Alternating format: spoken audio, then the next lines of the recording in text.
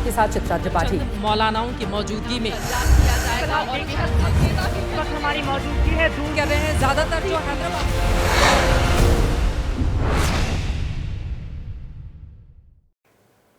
नमस्कार, रात के 9 बज चुके हैं। जनहित में आप सभी दर्शकों का बहुत बहुत स्वागत है। आपके साथ मैं हूं चित्रा त्रिपाठी। बड़ी खबर के साथ इस बुलेटिन की शुरुआत हम करने जा रहे हैं। बहुत बड़ी खबर राजधानी दिल्ली से आ रही है। एबीपी न्यूज को सूत्रों से जानकारी मिली है कि दिल्ली में सीएम का नाम पार्टी के स्तर पर लगभग तय हो गया है। आरएसएस के सूत्रों ने हमें जानकारी दी है, उसके मुताबिक प्रवेश वर्मा मुख्यमंत्री बनाए जा सकते हैं। आरएसएस सूत्रों से एबीपी न्यूज को बड़ी खबर मिली है। बीजेपी नेतृत्व प्रवेश वर्मा के नाम पर मोहर लगा सकता है। नई दिल्ली सीट से चुनाव जीतकर प्रवेश वर्मा आए हैं। प्रवेश को लेकर बीजेपी संघ में सहमति की खबर निकलकर सामने आ रही है। सूत्रों ने जो बताया है उसके मुताबिक प्रवेश वर्मा दिल्ली के अगले मुख्यमंत्री हो सकते हैं। सूत्र हमें यह भी जानकारी देते हैं, नई दिल्ली से विधानसभा चुनाव जीतकर विधायक बने प्रवेश वर्मा ने जिस तरह से अरविंद केजरीवाल को मात दी, जितने सशक्त तरीके से केजरीवाल को हराया है, जिन मुद्दे को उठाया गया उनकी ओर से, यमुना में जाकर यमुना के प्रदूषण के मामले को लेकर अरविंद केजरीवाल को चौतरफा घेरा और अरविंद केजरीवाल की जो बुरी पराजय हुई है नई दिल्ली सीट से, इसका इनाम उनको दिया जा सकता है। अंकित गुप्ता हमारे संवाददाता जुड़ चुके हैं और ज्यादा जानकारी के साथ। अंकित, तो प्रवेश वर्मा बनाए जा सकते हैं अगले मुख्यमंत्री। बीजेपी आरएसएस में प्रवेश के नाम पर सहमति बनती हुई दिखाई दे रही है। अंकित, बिल्कुल चित्रा, देखिए उसके कई सारे फैक्टर्स भी हैं, लेकिन जो सबसे बड़ा फैक्टर है वो यही है कि उन्होंने जो आम आदमी पार्टी के राष्ट्रीय संयोजक थे और दिल्ली के पूर्व मुख्यमंत्री अरविंद केजरीवाल को उस सीट पर उनको जाकर के मात दी है जहां पर से एक तरीके से वो तो ये दावा कर रहे थे कि मोदी जी भी इस जन्म में आम आदमी पार्टी को नहीं हरा सकते। वहां पर सीधे एक हेड ऑन चैलेंज लिया था प्रवेश वर्मा ने, और प्रवेश वर्मा ने जैसे ही वो आमने सामने की लड़ाई लड़ी है तो उसमें सीधे तौर पर देखिए अरविंद केजरीवाल को तो हराया ही है, लेकिन उन्होंने किया क्या, उन्होंने एक रणनीतिक तौर पर अरविंद केजरीवाल को जो उनकी नई दिल्ली विधानसभा सीट थी वहां पर एक तरह से केंद्रित कर दिया था या घेर दिया था। उसके चलते जो अरविंद केजरीवाल जितना स्वच्छंद रूप से पूरी दिल्ली में प्रचार कर सकते थे वो नहीं कर पाए, और इसी वजह से आज की तारीख में प्रवेश वर्मा एक जायंट किलर के तौर पर सामने आए हैं और इसी वजह से उनका दावा सबसे ज्यादा मजबूत हमने देखा था। अंकित, किस तरह से आपने लगातार उनसे सवाल जवाब किया था। हालांकि मुख्यमंत्री का जब सवाल आप पूछते उनकी चुनावी जीत के बाद वो उससे बचते हुए दिखाई देते थे, लेकिन मन ही मन में लड्डू भी फूट रहे होंगे, क्योंकि हम सबको याद है अगर कोई एकमात्र चेहरा जिसने गृह मंत्री से जाकर चुनाव जीतने के बाद सबसे पहले मुलाकात की थी तो वो प्रवेश वर्मा ही थे। क्या उसी समय से माना जा रहा था लगभग एक सहमति बनती हुई दिखाई दे रही थी? अंकित, चित्रा, हमको ये भी नहीं भूलना होगा कि ये प्रवेश वर्मा का नाम कैसे अनाउंस हुआ था। प्रवेश वर्मा का नाम खुद प्रवेश वर्मा ने अनाउंस किया था, ऐसा नहीं है कि पार्टी ने आधिकारिक तौर पर उस समय अनाउंसमेंट किया था। प्रवेश वर्मा एबीपी न्यूज से जब बातचीत कर रहे थे तो उन्होंने कहा कि नई दिल्ली से मैं ही केजरीवाल के खिलाफ चुनाव लड़ूंगा, और उस समय तो पार्टी में किसी को अंदाजा तक नहीं था। तो उसी समय से क्लियर हो गया था कि प्रवेश वर्मा को केंद्रीय जो लीडरशिप है उसकी तरफ से साफ तौर पर इंडिकेट कर दिया गया है कि आप ही उम्मीदवार होंगे, और इसी से अंदाजा लगता है कि किस तरीके से प्रवेश वर्मा के ऊपर बीजेपी की जो सेंट्रल लीडरशिप है, प्रधानमंत्री नरेंद्र मोदी, केंद्रीय गृह मंत्री अमित शाह, बीजेपी के राष्ट्रीय अध्यक्ष जेपी नड्डा, उन्होंने भरोसा जताया था। नाम तो काफी बाद में अनाउंस हुआ, लेकिन प्रवेश ने तैयारी उससे पहले से ही शुरू कर दी थी। और चित्रा, हमको यह भी नहीं भूलना होगा कि शीला दीक्षित भी इसी विधानसभा से जीत करके आती थी जहां पर केजरीवाल ने उनको हेड ऑन यानी कि आमने सामने से चुनौती दी थी और हराया था, जिसके बाद वो लगातार 3 बार मुख्यमंत्री बनते रहे। और प्रवेश वर्मा ने भी उसी सीट पर जाके केजरीवाल को हराया है और इसी वजह से वो जायंट किलर के तौर पर सामने आए हैं। साहिब सिंह वर्मा के बेटे साहिब सिंह वर्मा जो दिल्ली के मुख्यमंत्री रह चुके हैं, और यकीनन प्रवेश वर्मा के नाम पर यहां पर सहमति बनती हुई नजर आ रही है। जैसा कि अंकित गुप्ता हमारे संवाददाता जानकारी दे रहे हैं, प्रवेश वर्मा बन सकते हैं मुख्यमंत्री। ये बड़ी जानकारी एबीपी न्यूज के सूत्रों ने हमें बताई है। दिल्ली के सीएम के चेहरे को लेकर बड़ी खबर इस वक्त पहुंचा रहे हैं। प्रवेश वर्मा होंगे दिल्ली के मुख्यमंत्री। हालांकि अभी भी कोई खुलकर बोलने के लिए तैयार नहीं है, लेकिन एबीपी न्यूज के जो अपने सूत्र हैं वो हमें जानकारी दे रहे हैं कि प्रवेश वर्मा के नाम को लेकर बीजेपी का जो आला कमान है, जो शीर्ष के बड़े नेता हैं और आरएसएस के जो लोग हैं, उनके बीच में सहमति बन गई है, क्योंकि कई ऐसी बातें हैं जो प्रवेश वर्मा के पक्ष में जाती हुई नजर आ रही हैं। और सबसे बड़ी बात यह है कि नई दिल्ली सीट जहां पर अरविंद केजरीवाल ने अपने पैर जमा कर रखे हुए थे, वहां से प्रवेश वर्मा ने अरविंद केजरीवाल को मात दी है और उनकी राजनीति का भी एक तरह से अगले 5 सालों के लिए विधानसभा में पटाक्षेप कर दिया है। यही कारण है कि उनके सिर पर ताज सज सकता है, जो सूत्रों ने हमें बड़ी जानकारी इस वक्त पहुंचाई है। वैसे राजनीति में संकेतों के काफी मायने होते हैं। प्रवेश वर्मा का नाम चुनाव नतीजों से पहले ही फ्रंट रनर अप के तौर पर देखा जा रहा था। एग्जिट पोल में भी प्रवेश वर्मा का नाम ही बीजेपी के पसंदीदा सीएम चेहरों में भी नंबर 1 पर था। प्रवेश वर्मा के जरिए बीजेपी की नजर यूपी के 2027 में होने वाले चुनाव पर भी है। यूपी का पश्चिमी इलाका जाट बहुल माना जाता है। यहां किसान आंदोलन की वजह से बीजेपी थोड़ी कमजोर हुई थी। ऐसे में प्रवेश वर्मा को सीएम बनाकर पार्टी जाट वोटरों को साधने की कोशिश कर सकती है। और कौन कौन सी वो खूबियां हैं जो प्रवेश वर्मा को मुख्यमंत्री के दरवाजे में प्रवेश करने के लिए आगे बढ़ाएंगी, वो कौन कौन सी बड़ी बातें हैं जो प्रवेश वर्मा के पक्ष में गई हैं, उसको बताती हुई ये रिपोर्ट देखिए। ये तस्वीर 8 फरवरी की है, जब अरविंद केजरीवाल को हराने के बाद प्रवेश वर्मा ने समर्थकों के साथ जश्न मनाया था। जश्न के दौरान ही उन्होंने समर्थकों से कटआउट मंगवाया। कटआउट से खुद की तस्वीर हटाकर सिर्फ पीएम मोदी की तस्वीर हवा में लहराई और अपनी जीत पीएम मोदी को समर्पित कर दी।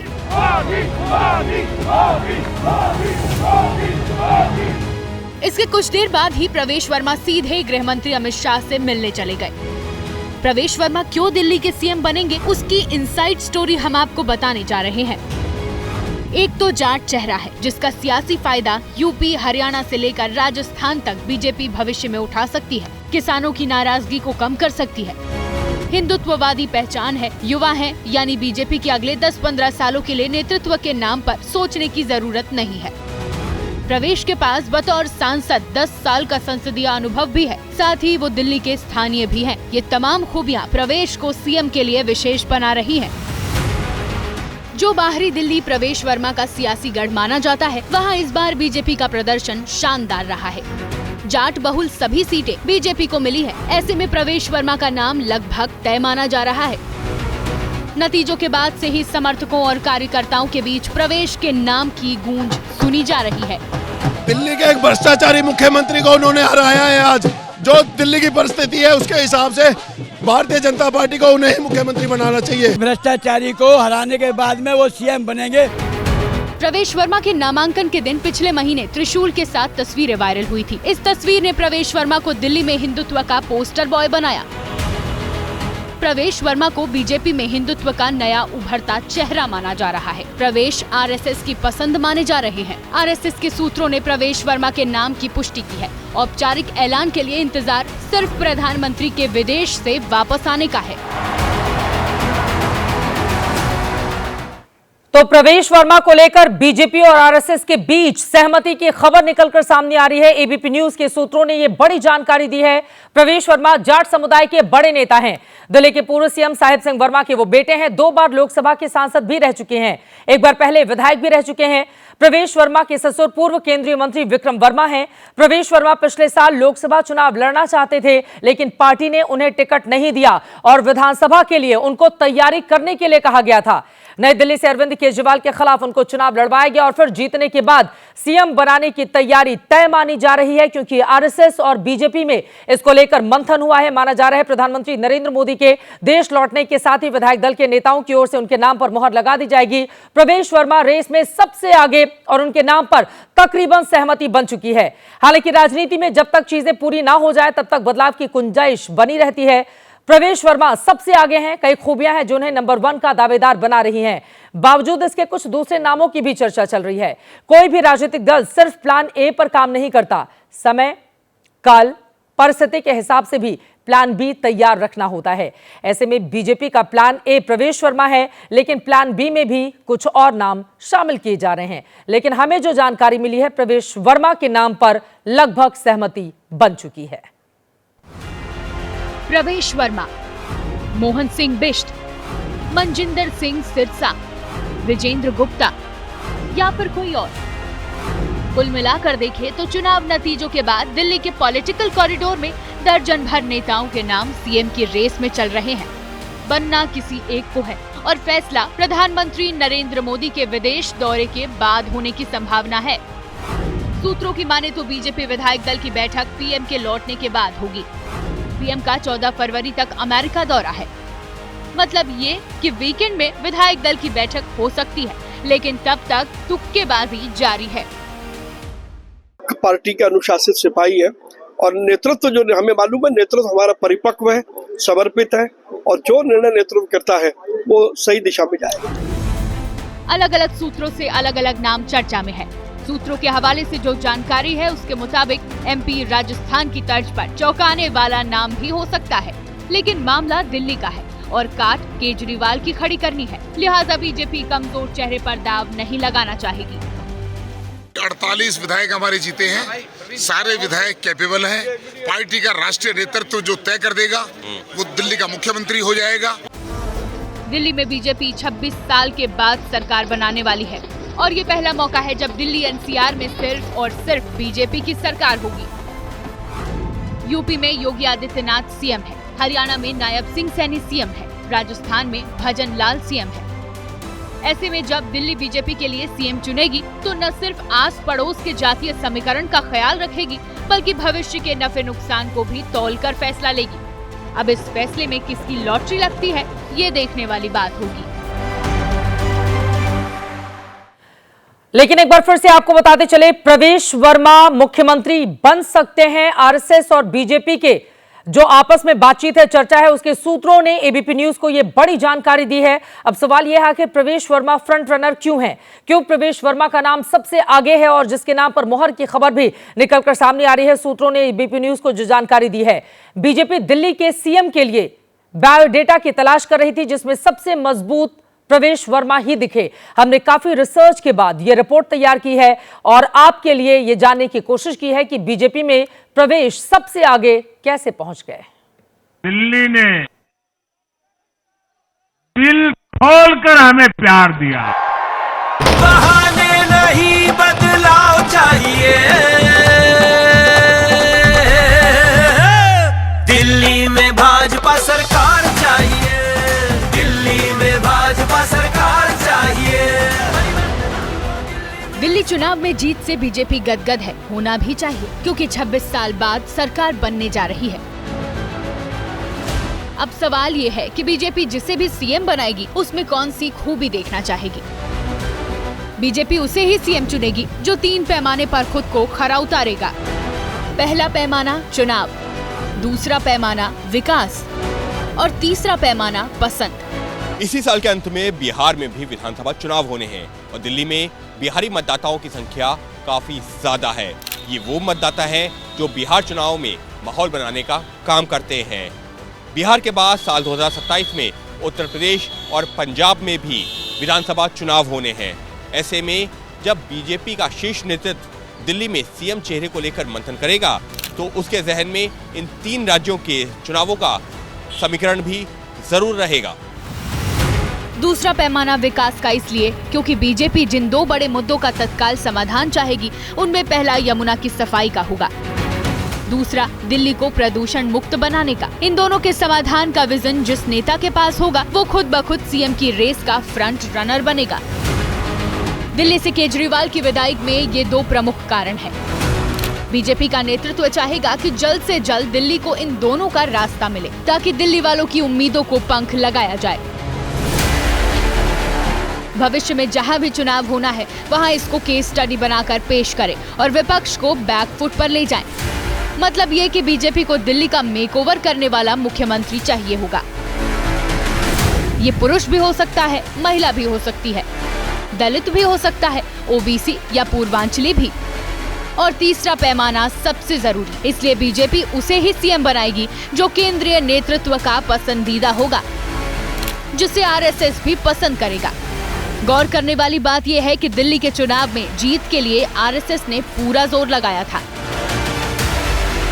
दिल्ली का जो सीएम होगा वो बीजेपी के लिए महज दिल्ली नहीं बल्कि मिनी इंडिया का मुखिया होगा। प्रधानमंत्री अपने भाषण में मिनी इंडिया वाला बयान दे चुके हैं। दिल्ली मिनी हिंदुस्तान है। दिल्ली एक भारत श्रेष्ठ भारत के विचार को जीती है। यही वजह है कि बीजेपी पूरा समय लेकर पूरी तरह से ठोक बजाकर सीएम के नाम पर मुहर लगाएगी।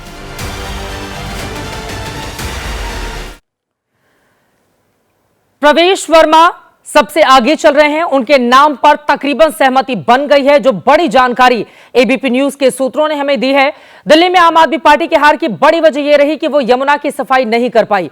आपको याद होगा चुनाव के दौरान यमुना का मुद्दा खूब चला था और आपको यह भी याद होगा कि प्रवेश वर्मा की ओर से किस तरह से यमुना नदी में जाकर अरविंद केजरीवाल के कटआउट को डुबाने का काम किया गया था और उसके बाद लगातार आक्रामक कैंपेनिंग बीजेपी इस मामले को लेकर करती रही। बीजेपी अब जब जीत गई है तो उसके पास सबसे बड़ा चैलेंज यमुना की सफाई का ही है।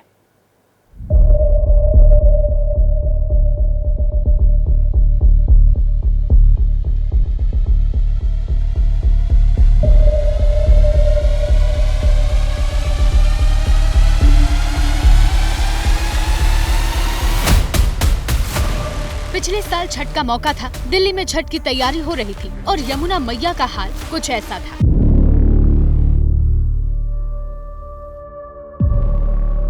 खतरनाक केमिकल का झाग नदी में भरा हुआ था। छठ के लिए लोग परेशान हो रहे थे। सरकार सवालों के घेरे में थी। ये कोई पहला मौका नहीं था। इससे पहले छठ के कई मौकों पर यमुना जी की ऐसी तस्वीर देश देख चुका है।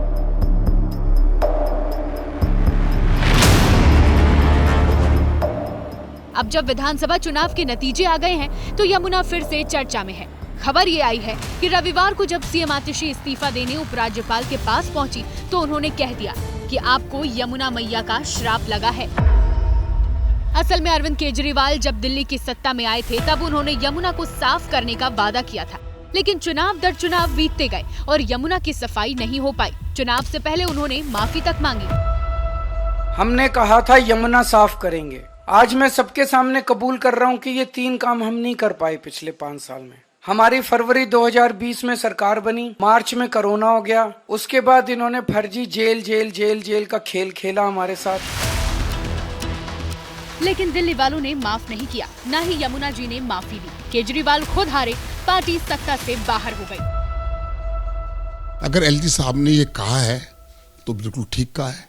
बीजेपी की सरकार ने, हरियाणा सरकार ने पानी में जहर मिला दिया। ये उनका जो बयान था, ये उन्होंने चुनाव से पहले अपने ताबूत में आखिरी कील ठोक ली थी। पीएम मोदी ने भी चुनाव प्रचार के दौरान कहा था कि आपदा यमुना जी में डूबेगी। इन आपदा वालों की लुटिया यमुना जी में ही डूबेगी।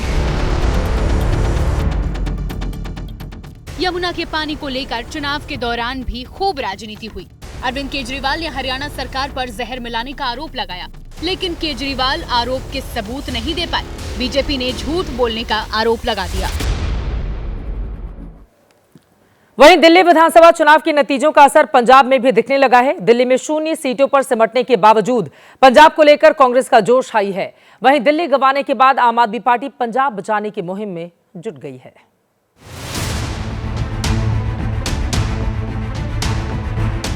दिल्ली में अपने गढ़ को गंवा चुकी आम आदमी पार्टी की अब इकलौती सरकार पंजाब में बची है। मान सरकार का 2 साल का कार्यकाल बचा है, बहुमत भी प्रचंड है। बावजूद इसके दावा किया जा रहा है कि दिल्ली की सुनामी में पंजाब की सत्ता भी हिलने लगी है। एक वादे के साथ कह सकता हूं कि जैसा माहौल बन गया पंजाब में मिड टर्म पोल आएंगे, क्योंकि हर पार्टी के टच में हैं उनके एमएलए। और आप कह रहे हैं उनके विधायक सभी पार्टियों के संपर्क में, तो कांग्रेस के संपर्क में कितने विधायक हैं आपके? ये गिनती तो मैं नहीं बताऊंगा, तो बाजवा साहब जो कह रहे हैं उनको गिनती नहीं बतानी चाहिए। और देखना है कि काफी लोग आएंगे। इससे पहले पंजाब के नेता प्रतिपक्ष प्रताप सिंह बाजवा ने भी दावा किया था कि 30 से ज्यादा आम आदमी पार्टी के विधायक कांग्रेस के संपर्क में हैं। पंजाब पर शुरू हुई सियासी हलचल के बाद आम आदमी पार्टी भी एक्शन में आ गई है। कल अरविंद केजरीवाल ने पंजाब के सभी विधायकों को दिल्ली तलब किया है। कल ऑनरेबल चीफ मिनिस्टर भगवंत मान जी की अगुवाई में पंजाब के सभी एमएलए, आम आदमी पार्टी के हमारे सुप्रीमो अरविंद जी से बैठक करेंगे और ये एक ऑर्गेनाइजेशनल मीटिंग है। पंजाब में विधानसभा चुनाव 2027 में होने हैं, लेकिन दिल्ली की हार ने पार्टी को अभी से हिला दिया है। पंजाब विधानसभा में 117 विधायक हैं, आम आदमी पार्टी के 94 विधायक हैं, कांग्रेस के सिर्फ 16 विधायक हैं। इस नंबर के बावजूद आम आदमी पार्टी परेशान दिख रही है। खुद चुनाव हारने से अरविंद केजरीवाल का सियासी कद कम हुआ है। संकट पंजाब में सरकार और पार्टी को बचाने का हो गया है। सियासी खबरों से इतर रुख अब संगम नगरी प्रयागराज का करेंगे। 2 दिन के बाद माघ पूर्णिमा का स्नान है। श्रद्धालुओं का सैलाब करोड़ों की संख्या में प्रयागराज की तरफ कूच कर रहा है। प्रयागराज से 300 किलोमीटर दूर इसका असर सड़कों पर साफ साफ देखा जा सकता है। प्रयाग के स्थानीय लोगों को भी भीड़ के इस हुजूम की वजह से काफी ज्यादा मुश्किलों का सामना करना पड़ रहा है। तस्वीर नंबर 1, रीवा, मध्य प्रदेश। कृपया ध्यान दीजिए। तस्वीर नंबर 2, जयपुर, राजस्थान। तस्वीर नंबर 3, प्रयागराज, उत्तर प्रदेश। भीड़ की ये 3 तस्वीरें 3 अलग अलग राज्यों की हैं, जिसके तार सीधे महाकुंभ से जुड़े हुए हैं। 5 किलोमीटर लंबा जाम, एक तरफ रोड खाली, दूसरी तरफ सर्विस लेन भी पैक। ड्रोन कैमरे की रेंज जहां तक जा रही है वहां तक हालात बिल्कुल एक से हैं। कोई भी वाहन टस से मस नहीं हो पा रहा है। ये तस्वीरें मध्य प्रदेश के रीवा की हैं। जाम में फंसे इन वाहनों को प्रयागराज पहुंचना है, जो यहां से करीब 130 किलोमीटर दूर है। लेकिन जाम की इन तस्वीरों से अंदाजा लगाया जा सकता है कि श्रद्धालुओं के लिए ये 130 किलोमीटर माउंट एवरेस्ट चढ़ने से कम नहीं है। ड्रोन की तस्वीरों के साथ साथ जमीन से ली गई तस्वीरों से भी रीवा का हाल देख लीजिए। घंटों से गाड़ियां एक जगह पर खड़ी हैं और श्रद्धालु भी वाहनों से उतरकर किनारों पर टहल रहे हैं। जाम का ये हाल सिर्फ सड़कों पर नहीं है, रेल और रेलवे स्टेशन पर भी भीड़ खचाखच भरी हुई है। रिजर्वेशन मिल नहीं रहा है तो लोग जनरल डिब्बों में खड़े होकर प्रयागराज स्नान के लिए जा रहे हैं और ट्रेन में खड़े होकर ही वापस लौटने को भी मजबूर हैं। ये तमाम लोग प्रयागराज से आ रहे हैं और बीकानेर तक का सफर तय करेंगे। इस वक्त अगर हम ट्रेन की स्थिति देखें तो लगभग पूरी तरह से पैक है और मुसाफिर जो हैं वो प्रयागराज में संगम में डुबकी के बाद लौट रहे हैं। इतनी बड़ी संख्या में श्रद्धालुओं के लौटने के बावजूद प्रयागराज में भीड़ बढ़ती ही जा रही है। संगम तट से लेकर प्रयागराज शहर जनसैलाब की चपेट में है। माघ पूर्णिमा के शुभ स्नान के लिए देश और विदेश से सनातनी प्रयागराज पहुंच रहे हैं। सड़क और ट्रेन के संघर्ष के बाद श्रद्धालुओं को 20 किलोमीटर पैदल चलकर संगम किनारे पहुंचना है। पर्व के बाद जिस तरीके से श्रद्धालुओं की भीड़ कम होती है, लेकिन देखिए लोग नहा रहे हैं, थक कर बैठ रहे हैं। थक गई चलते चलते कितना चलना पड़ गया? अरे अबे अब हिंड तो चली आए थोड़ी दूर, अब फिर रिक्शा मिलो। 12 किलोमीटर चल के आए भैया। अच्छा। हाँ। तो एकदम थके चूर हो गए? अरे बिल्कुल चूर हो गए था। संगम नगरी में श्रद्धालुओं के सैलाब से स्थानीय लोगों का संकट भी बढ़ गया। पूरे शहर में जगह जगह बैरिकेडिंग की गई है। चंद मिनटों का सफर पूरा करने में अब घंटों लग रहे हैं। कोई मैनेजमेंट किसी भी प्रकार का संतुष्ट प्रद नहीं है। यहाँ के जो लोग पहले भी इसके पहले भी चीजें हुआ करती थी, अच्छे से हुआ करती थी। इस बार का टोटल वीआईपी कल्चर अपना के सबको बर्बाद किया इन्होंने। पुलिस कहते हैं घुमा दे रही है, ऊपर से अगर आप ज्यादा बहस करेंगे तो कहते हैं पुलिस कहते हैं वो कर दे रही है, मतलब लाठी चार्ज या हाथ मार दे रही है। बहुत लोग मैंने कल ही देखा। दरअसल महाकुंभ में इस बार रिकॉर्ड संख्या में श्रद्धालु पहुंच रहे हैं। पहले श्रद्धालुओं का ज्यादातर जत्था सार्वजनिक वाहनों का इस्तेमाल करता था, लेकिन इस बार निजी वाहनों से भी भारी तादाद में श्रद्धालु प्रयागराज पहुंच रहे हैं और इसी वजह से प्रयागराज और यहां से जुड़े हाईवे श्रद्धालुओं के सैलाब में समाये हुए हैं। श्रद्धालु महाकुंभ के साक्षी बनने के लिए दूर दूर से प्रयागराज की ओर निकल रहे हैं। प्रयागराज से जुड़े हाईवे पर कई किलोमीटर लंबा जाम है। बच्चे और बुजुर्ग गाड़ियों में बिस्किट खाकर समय काटने को मजबूर हैं। आसपास के अन्य धार्मिक स्थानों पर भी भीड़ काफी ज्यादा बढ़ गई है।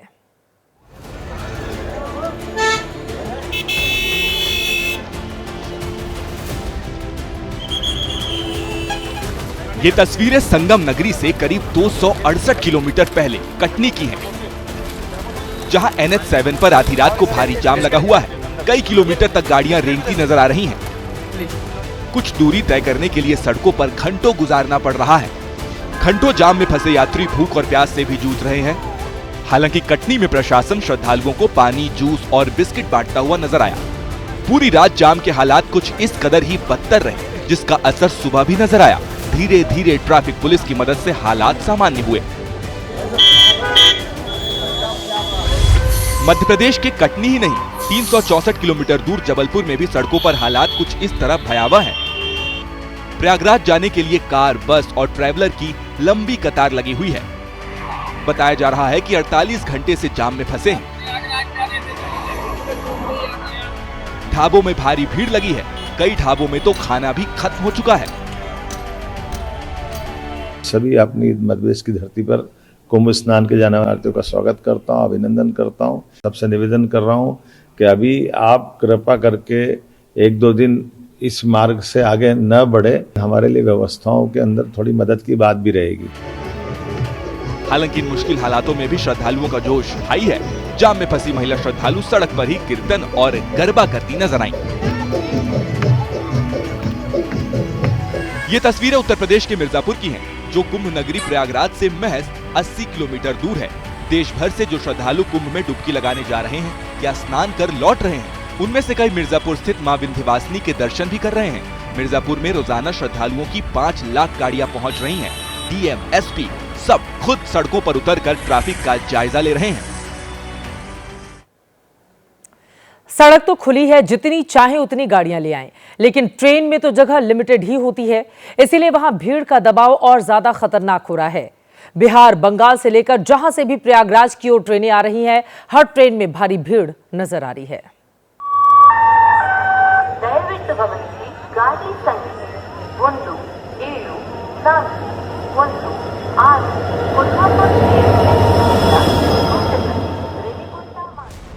महाकुंभ जाने वाले यात्री कृपया ध्यान दें।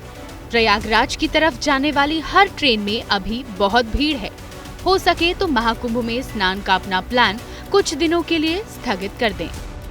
प्रयागराज जाने वाली हर ट्रेन में भीड़ की तस्वीर एक जैसी है। ये 4 तस्वीरें 4 अलग अलग स्टेशनों की हैं। एक चंदौली है, दूसरा वाराणसी, साथ में पटना, भोपाल और प्रयागराज जाने वाली ट्रेनें जिस स्टेशन से भी गुजर रही हैं, वहां भीड़ अपार है। सीट छोड़िए, लोग डिब्बों के अंदर तक नहीं घुस पा रहे, फिर क्या इंजन में भी लोग चढ़ रहे हैं। महाकुंभ जाने का जज्बा ऐसा है कि महिलाओं के पास कंफर्म सीट नहीं है, फिर भी वो जाने को तैयार हैं। कंफर्म नहीं है, जनरल टिकट है। भीड़ तो बहुत ज्यादा है, आपको जानकारी है इसकी? जानकारी है, लेकिन जाना है।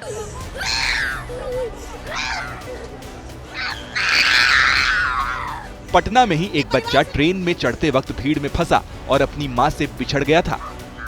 ये छोटा सा बच्चा है जिसकी कोशिश है कि मैं अंदर जाऊं, क्योंकि इनकी जो माँ है वो अंदर घुस गई है और ये बच्चा भी अब धीरे धीरे करके कोशिश है जाने की, और ये स्थिति है। ये देखिए जरा। इस अपार भीड़ से 2-2 हाथ करने की हिम्मत जिनकी नहीं हुई, वो हजारों रुपए खर्च करने के बाद भी वाराणसी, अयोध्या और प्रयागराज की ट्रिप सही से नहीं कर पाए। ऐसे 70-80 हजार रुपया खर्चा हो गया। 70-80 हजार रुपए और क्या 32 आदमी 70-80 हजार कुछ नहीं आजकल का जमाने में। और बाहर दर्शन और सिर्फ त्रिवेणी संगम में आपने स्नान किया बाबा विश्वनाथ का? बस उतना ही करके यहाँ बैठे। लेकिन हमारा जो प्रोग्राम था वो फेल हो गया। जिस रूट में भी प्रयागराज की ट्रेन चलती है, वहाँ के स्टेशनों पर यात्रियों की भीड़ आपको जरूर मिलेगी। भीड़ में सफर करने वाले लोगों की परेशानियों की कहानियां भी एक जैसी ही हैं। सड़कों पर श्रद्धालु जाम से दो चार हो रहे हैं, तो दिल्ली में इस पर राजनीति भी जमकर हो रही है। विपक्ष यूपी सरकार पर नाकाम व्यवस्थाओं का ठीकरा फोड़ रही है, तो बीजेपी फिलहाल राजनीति ना करने की सलाह दे रही है।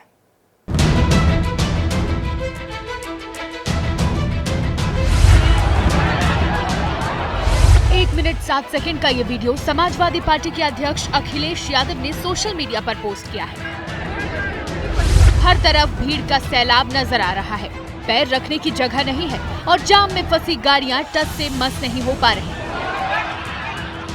इसी वीडियो के साथ अखिलेश यादव ने कहा, प्रयागराज महाकुंभ में फंसे करोड़ों श्रद्धालुओं के लिए तुरंत आपातकालीन व्यवस्था की जाए। हर तरफ से जाम में भूखे, प्यासे, बेहाल और थके तीर्थयात्रियों को मानवीय दृष्टि से देखा जाए। आम श्रद्धालु क्या इंसान नहीं है? जाम और अव्यवस्था के लिए अखिलेश यादव ने यूपी सरकार को जिम्मेदार ठहराया। अखिलेश के आरोपों को उनके चचेरे भाई ने संसद परिसर में आवाज दी। सरकार नाकाम साबित हुई है कुंभ के आयोजन। लोग गायब पड़े हैं, सारी जगह का ट्रैफिक ध्वस्त है, लोग शादियों के फंक्शन कैंसिल हो रहे हैं। मुझे भी आज एक निमंत्रण में इलाहाबाद पहुंचना था, प्रयागराज जाना था, नहीं पहुंच पाए। समाजवादी पार्टी के साथ साथ कांग्रेस ने भी यूपी सरकार के खिलाफ मोर्चा खोल दिया है। स्थानीय सांसद ने प्रशासन पर कुंभ की तैयारियां पूरा न करने का आरोप लगाया। वहीं बीजेपी इस मुद्दे पर राजनीति न करने की सलाह दे रही है। पिछले 2 महीने से प्रयागराज वासी एक तरीके से मैं कह दूं कैद है। लंबी कतारें वाहनों की लगी हैं।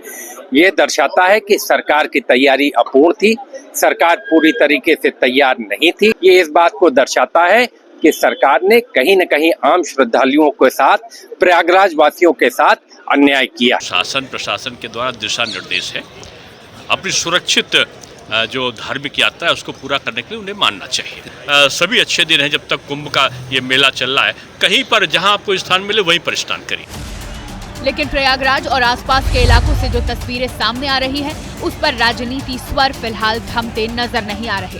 हालात को देखते हुए बीजेपी आलाकमान भी हरकत में आया। बीजेपी ने अपने सभी कार्यकर्ताओं को कुंभ मेला की यातायात व्यवस्था संभालने का निर्देश दिया। बीजेपी अध्यक्ष जेपी नड्डा के निर्देश पर संगठन महासचिव बीएल संतोष ने ये आदेश दिए हैं। महाकुंभ के शानदार आयोजन के जरिए बीजेपी सनातन का बड़ा संदेश देने की तैयारी में है। इस आयोजन में कोई कमी ना हो, इसलिए सरकार के साथ साथ संगठन भी महाकुंभ मिशन में जुट गया है। हम आपको बताते हैं कि महाकुंभ के मद्देनजर प्रयागराज की ओर जाने वाले शहरों और हाईवे पर कहां-कहां जाम लगा हुआ है। प्रयागराज शहर की बात करें तो Dhoomanganj, Chaufatka, railway station city side, Daraganj, Bakshi Bandh इलाके में भयंकर जाम के हालात हैं। सिर्फ प्रयागराज ही नहीं, आसपास के शहरों की भी बात करें तो रायबरेली, कौशाम्बी, वाराणसी, भदोही, मिर्जापुर, चंदौली और चित्रकूट की तरफ जाने वाले रास्तों पर जबरदस्त भीड़ है। इन शहरों की ओर आने जाने वाले रास्तों पर हजारों श्रद्धालु फंसे हुए हैं। गाड़ियों की लंबी लंबी कतारें हैं। वहीं अगर हाईवे की बात कर ली जाए तो Varanasi highway, Jaunpur highway, Mirzapur highway, Lucknow highway पर भारी जाम इस वक्त भी है। सवाल यह है कि सरकार को क्या इसका अनुमान नहीं था कि ऐसी स्थिति पैदा हो सकती है, और अगर था तो फिर समय रहते इंतजाम क्यों नहीं किए गए। अव्यवस्था का नतीजा है कि लोग फंसे हुए हैं, जहां तहां परेशान हो रहे हैं। जो लोग दूर से प्रयागराज आ रहे हैं वो पूरी ट्रिप प्लान करके वहां पहुंच रहे हैं, और उनकी ट्रिप में अयोध्या और वाराणसी भी शामिल है। यही कारण है कि कुंभ की भीड़ का असर इन दोनों जगहों पर भी दिखाई दे रहा है।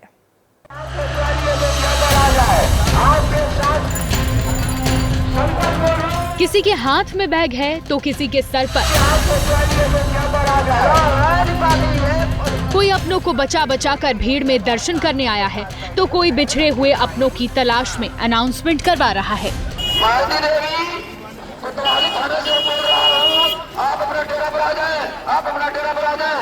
हर नजर में भक्ति, लेकिन हर तरफ भीड़। रामनगरी का ये दृश्य वो लोग अच्छे से देख लें जो अभी अयोध्या जाने का प्लान बना रहे हैं। और भीड़ सिर्फ अयोध्या नहीं, वाराणसी में भी है। रामलला के दर्शन करना हो या बाबा विश्वनाथ के, भीड़ आपको हर जगह दिखेगी। लोग कई किलोमीटर तक लाइन लगाकर दर्शन कर रहे हैं। इस भीड़ की भी अपनी वजह है। क्या है कि लोग प्रयागराज जा रहे हैं तो सिर्फ वहां तक सीमित नहीं हो रहे। महाकुंभ में स्नान के बाद ज्यादातर लोग अयोध्या और वाराणसी का प्लान बना ले रहे हैं। सड़क मार्ग से देखें तो प्रयागराज और वाराणसी की दूरी 122 किलोमीटर है, जो 2 से ढाई घंटे में पूरी हो जाती है। वहीं अयोध्या की दूरी भी 164 किलोमीटर की है, जो आम दिनों में 3 से 4 घंटे में कवर होती है। बस यहीं पर लोग धोखा खा रहे हैं। कम दूरी की लालच में लोग सड़क पर निकल रहे हैं तो उनकी गाड़ियां कई घंटों तक जाम में फंस रही हैं। 20 किलोमीटर करीब जो है बसें रोक दी गई हैं और आगे जाने के लिए कोई ये नहीं पता है कि कहाँ किसको जाना है। ना यहाँ पर कोई कैंप की व्यवस्था, ना खाने की, ना पानी तक की, प्याऊ तक के लिए नहीं है। यात्रियों के लिए तो कुछ सुविधा कर ही नहीं गई। इस भयावह भीड़ की आशंका सबको पहले ही थी, इसलिए जनवरी के महीने में ही अयोध्या और वाराणसी दोनों जगहों से श्रद्धालुओं को समझाइश दी गई थी। निवेदन है, अयोध्या के पास पड़ोस के भक्तजन 10-15 दिन बाद भी अयोध्या आ सकते हैं। हम लोग गंगा सेवा निधि परिवार की ओर से आप सभी देशवासियों से ये अपील करते हैं कि जब तक भीड़ काफी ज्यादा है तब तक आप लोग गंगा आरती का दर्शन करने न आए। जो ऑनलाइन है वहीं से आप लोग देख करके दर्शन कर लें। सबको लगा कि अमृत स्नान के बाद न कुंभ में भीड़ इतनी होगी, न वाराणसी और अयोध्या में, लेकिन सच तो यही है कि भीड़ अभी भी बरकरार है और 26 तारीख तक ऐसे ही भीड़ की आशंका है। और अब एक ऐसी खबर जिसको गौर से देखना आपके और पूरे परिवार के लिए बेहद जरूरी है। समाज कहां जा रहा है? हमारी युवा पीढ़ी को क्या हो गया है? बच्चे क्या क्या सीख रहे हैं? आज जब मैं जनहित की स्टोरी पढ़ रही हूं तो मेरे मन मस्तिष्क में एक अलग उलझन है, एक बेचैनी है कि आखिर पैसा और पॉपुलैरिटी के फेर में फंसकर हमारा समाज या युवा पीढ़ी कितना नीचे गिरता जा रहा है। अब मां बाप के बारे में अश्लील बातें होने लगी हैं और वो भी सरेआम खुलेआम। जो चेहरे हम आपको टीवी स्क्रीन पर दिखा रहे हैं, ये एक तरह की मानसिक विकृति के शिकार लोग हैं। इस तरह के लोगों के पास आपको देने के लिए कुछ भी अच्छा नहीं। अगर ऐसे लोगों पर अभी लगाम लगाने की शुरुआत नहीं हुई तो फिर अपने समाज को हम बचा नहीं पाएंगे। देखिए आज की ट्रेंडिंग न्यूज क्या है, जिसको लेकर हम आपको आगाह कर रहे हैं। नाम रणवीर इलाहाबादिया, पहचान यूट्यूबर और सोशल मीडिया इन्फ्लुएंसर।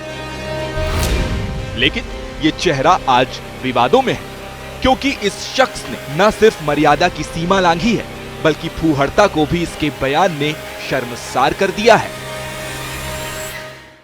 ऐसे व्यक्ति विशेष को बुलाकर उसके मुंह को कालिम लगाने की आवश्यकता है। वे तुरंत माफी मांगे और सरकार उस पर कड़ी कार्रवाई करे। ऐसे लोगों पर कानूनी नहीं तो मॉरल पुलिसिंग होनी चाहिए। जो दर्शक है ऐसे शोज देखना बंद करना चाहिए। इनके ऊपर कानूनी कार्रवाई भी होनी चाहिए। हो सकता है कि आप में से बहुत से दर्शक इस शख्स से वाकिफ ना हो, लेकिन सोशल मीडिया पर यह शख्स चर्चित है। कहने को तो इसके शो बहुत वायरल होते हैं, लेकिन आज ये वायरल नहीं, खुद वायरस बन गया है। वैसा वायरस जिसके मुंह से निकले घटिया शब्दों की श्रृंखला ने न सिर्फ माँ बेटे के रिश्ते को कलंकित करने का प्रयास किया है, बल्कि इसके शब्दों ने हर परिवार, हर माँ बाप को सोचने पर मजबूर कर दिया है। मुझे ऐसा लगता है कि अभिव्यक्ति इसकी भी कोई मर्यादाएं है। हमारे समाज में हमने अश्लीलता के भी कुछ नियम तैयार किए हैं। अगर उनको कोई पार करता है तो ये बहुत गलत बात है।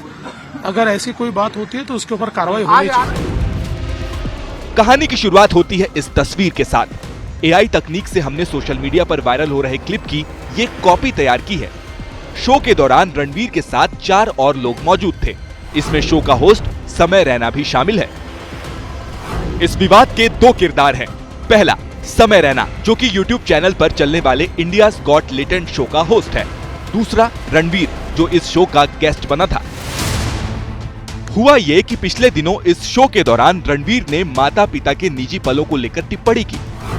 टिप्पणी ऐसी कि आप उसे ओछी, घटिया, निर्लज्ज जैसी कैटेगरी में डाल सकते हैं। सोशल मीडिया पर इसका बयान जंगल की आग की तरह फैला हुआ है।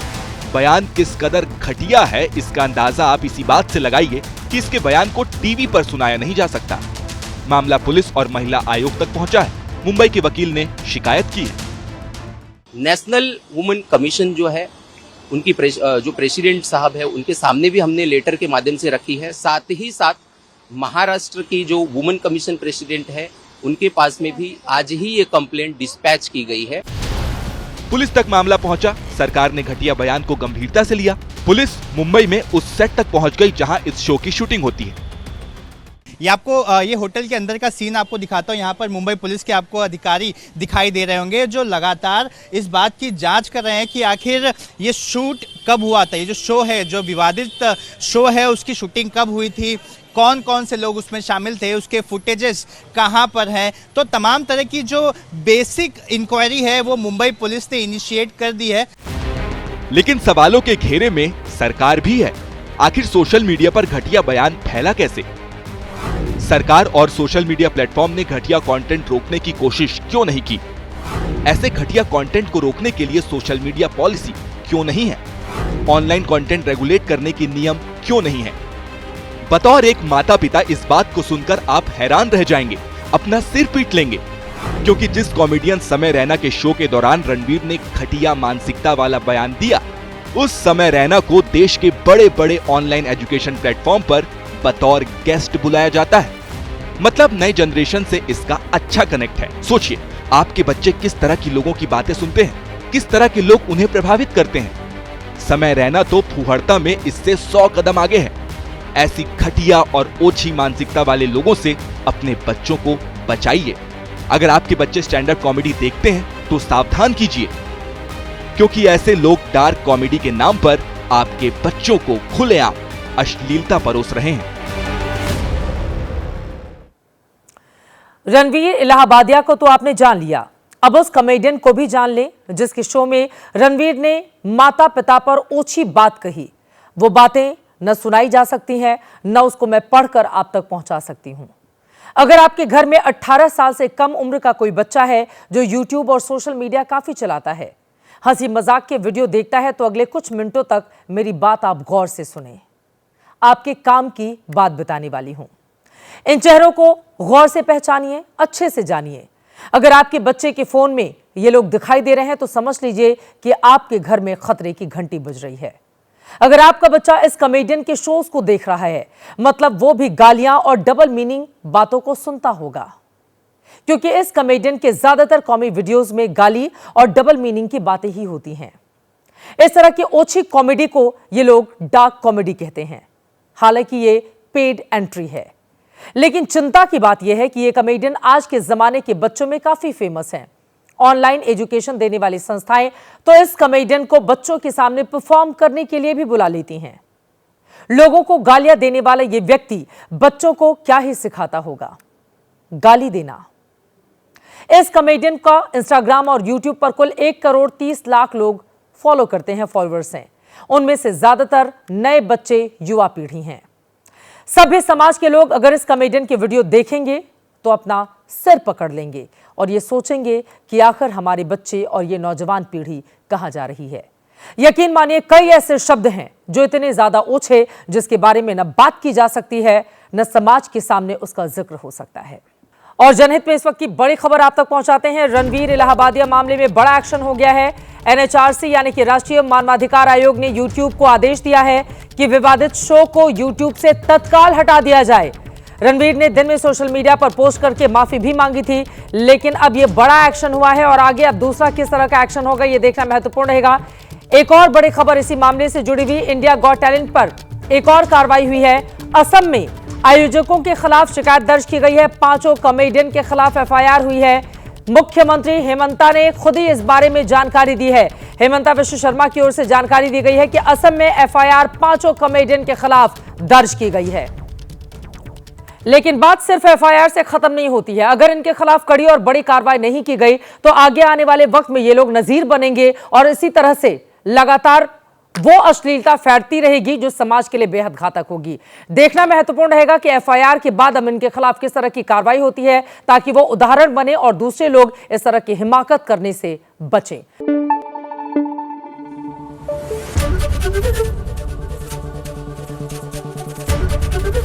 ABP न्यूज आपको रखे आगे।